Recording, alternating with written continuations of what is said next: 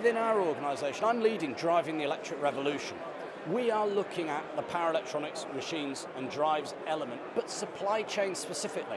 So we're not looking at what is the next technology, but how to make it.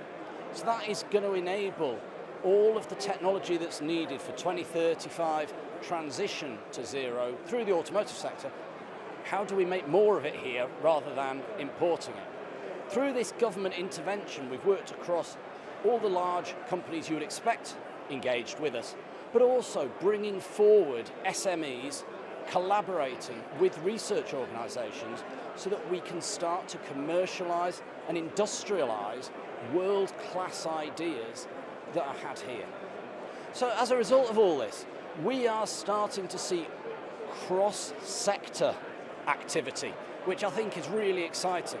Well, here focused on the automotive sector, but there are so many things happening in other areas that can play into automotive growth and vice versa. So de-risking businesses, we're seeing the growth and understanding of electric motors, of power electronics, and the need for them to work together to provide a decarbonised solution.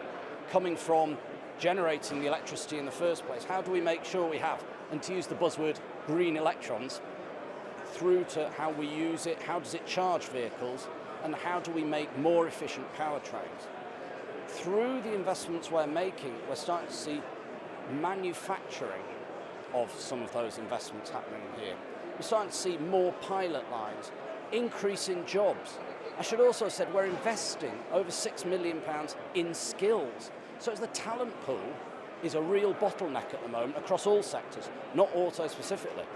And through these investments, we are seeing the growth of understanding, the growth of technology, and most importantly, the growth of people who have got now mobility across sectors and mobility into the net zero and the future of more electric and electric vehicles.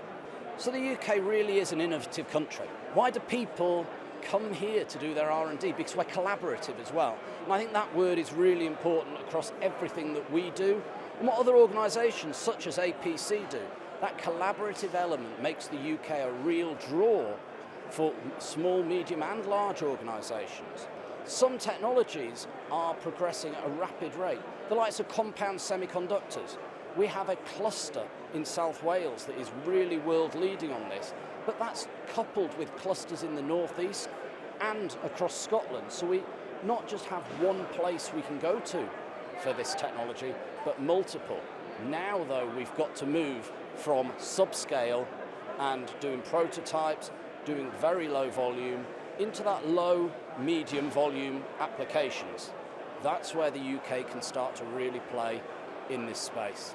So WMG is an unusual organisation because we're both a university department and a high-value manufacturing catapult. And what that means is that we can translate academic knowledge into industrial practice, working very closely with industrial customers, bringing technology all the way to the production line.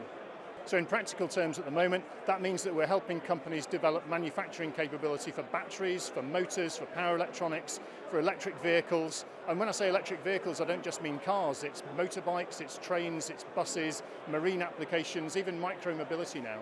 So it's not an either-or between research or manufacturing. To build a thriving industry, we need an R&D base which makes future products competitive and a manufacturing base that supports jobs and industry today.